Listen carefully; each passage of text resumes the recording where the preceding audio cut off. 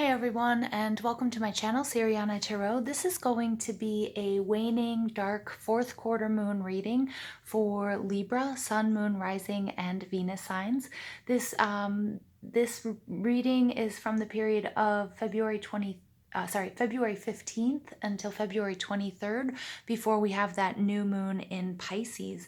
The new moon or the dark moon is a really great time for you to do shadow work, do that internal sort of body scan, see what isn't working for you, see what needs to be released, see what's lurking in the shadows. It's a great time to, do your smudging and your detoxing and your cleansing, and really take some time out after we've had, the build up to the full moon to just do like a real full assessment, of what work that you need to do before we have this new moon energy coming to us. So Libra, let's go ahead and get into this reading. While I'm doing the reading, I'm just going to ask that you guys give this video a thumbs up, hit that subscribe button, comment, share, ring that notification bell. But most of all, I want to thank you guys for listening and joining me on this journey. So let's go ahead. Libra, Sun, Moon, Rising, and Venus signs. We're going to ask Spirit, Angels, Ancestors, loved ones who have passed, and Spirit Guides, what messages do you have for Libra, Sun, Moon, Rising, and Venus signs? Okay, what messages do you have for Libra, Sun, Moon, Rising, and Venus signs for this dark moon reading? What messages do you have for Libra, Sun, Moon, Rising, and Venus signs? Looks like we're ready to go.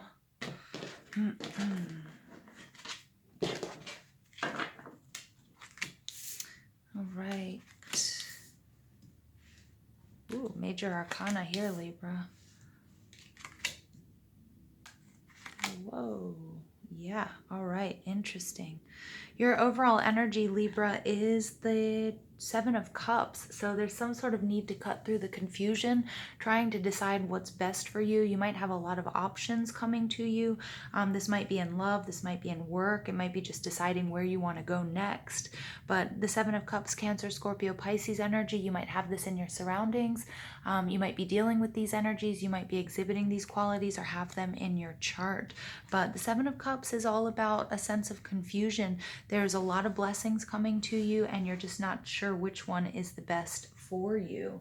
Now, right now, I can see that confusion rearing its ugly head because we have the High Priestess energy, which again is a lot of water energy.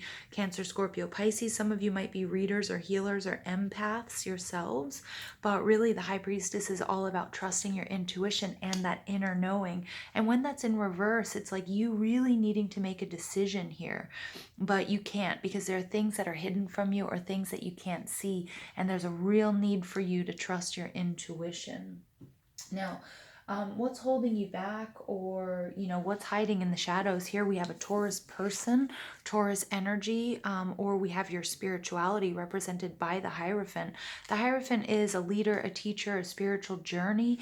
It can also represent a marriage or a contract. So while you're doing the shadow work at this time, I want you to look and see, what is it that you're feeling obligated to? Is there something that's really conventional, some sort of organization, some sort of family, some sort of religious belief or spiritual belief that has become sort of dogmatic that you need to break away from, or that isn't allowing you to see other possibilities, or isn't allowing you to see clearly? It could also represent a marriage, a contract, verbal or written, or a Taurus person. Now, what you have to accept, or what might not be able to be changed. Here we have the Two of Swords. The Two of Swords is Libra, Gemini, Aquarius energy, and it's the need to make a decision. So I see that you don't want to make a decision until you have all the facts, until you get a sign from the universe, or until you somehow are able to, get clear on what it is. I feel like you're waiting for someone to tell you what the right decision is. Again, some of you might be over consulting tarot readings or psychics and that sort of thing. Remember that we do have free will, and I see that you really want to pull back.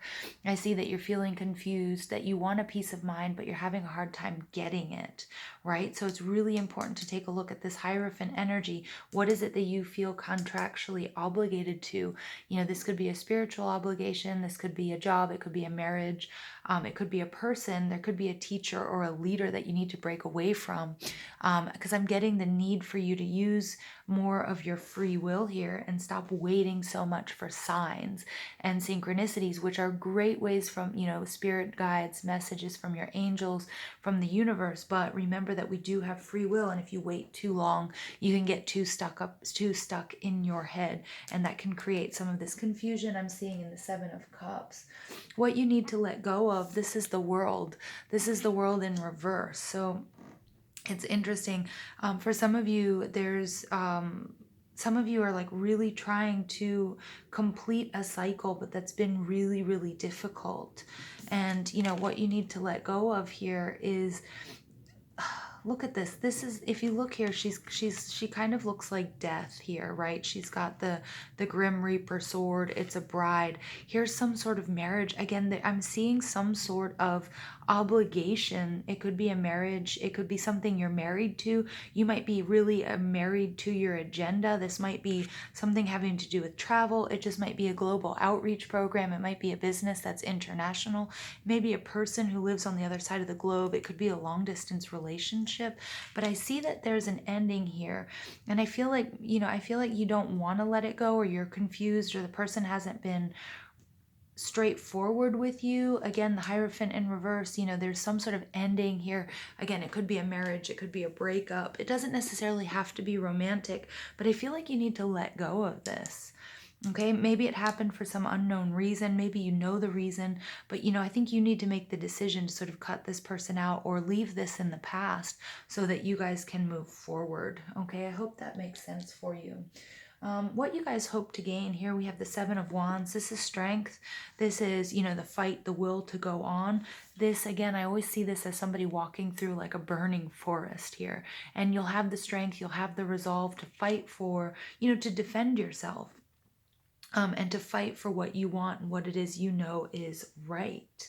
Okay, the Seven of Wands is Aries, Leo, Sagittarius energy. You might have this in your chart, but I feel like this is you making it through the fire and coming out not burned, really coming out. Yes, you might be a little bit, you will take all of these experiences with you, but you'll come out stronger than ever and with more experience, okay? So I think that's, the outcome here is it may not necessarily be easy. I feel like you need to let go of someone or some sort of contract or some sort of obligation. Again, it could be with a person, like a marriage or a long distance relationship, or it could be, some sort of spiritual teacher or leader, because something has you really confused. You can't change the fact that you're not wanting to make a decision, but you really, really have to.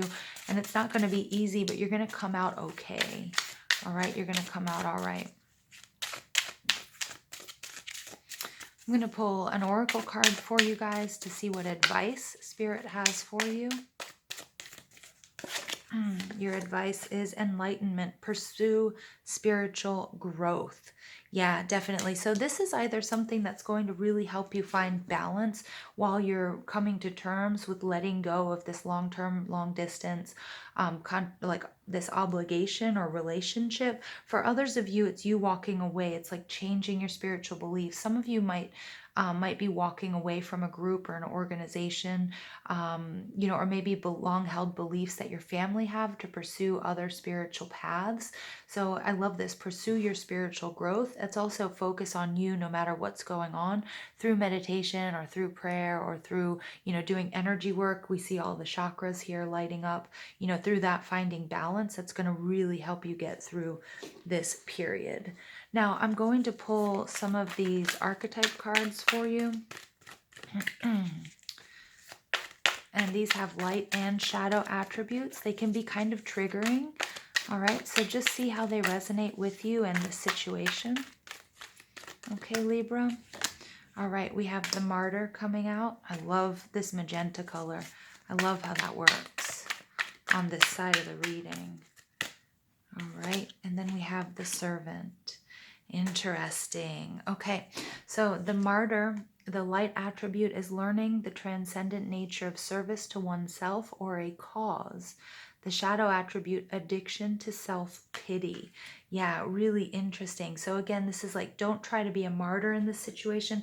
I feel like you're really holding on to, holding on to something that's no longer working, that needs to end. You really need to make a decision. I think you know that within. You're working yourself up. I feel like you're standing in your own way. Okay, and just make sure that you're not getting too much, you're not throwing yourself too much of a pity party here. Again, if it's not you, it might be people that you're dealing with. So if any of these energies don't resonate, you can flip the characters. And then we have the servant, the light attribute, delight in serving others with a free and loving heart. Shadow attribute, using the lack of money as an excuse not to move forward with life. Yeah, so Spirit's saying there's a lot of things that aren't seen for you. There's a real important decision you have to make. Don't put off making this decision or letting go of what no longer serves you because you don't have money, or because you're sitting here and feeling sorry for yourself. It's time to pursue your spiritual growth. You're going to come out stronger than ever, maybe with a few bumps and bruises. It may not be really easy, but it's going to be the best thing for you. All right, Libra, so let's go ahead. I'm going to pull additional messages for Libra, Sun, Moon, Rising, and Venus signs. Okay, butterfly spirit transformation is beautiful. Yep, so this is a definite transformative journey. I feel like this is a long time coming. You're just holding on to something that, you just couldn't, that you wanted really bad, but it's not for your highest good, or it's not for right now. And then we have dear spirit, bring a gentle touch. So make sure to be careful, be gentle, compassionate with yourself during this time of change. Okay, because I see with the Seven of Wands, it isn't going to be easy, but you're going to come out bigger, better, and stronger for it, Libra. All right, so let's go ahead. I'm going to pull an additional message for Libra, Sun, Moon, Rising, and Venus signs.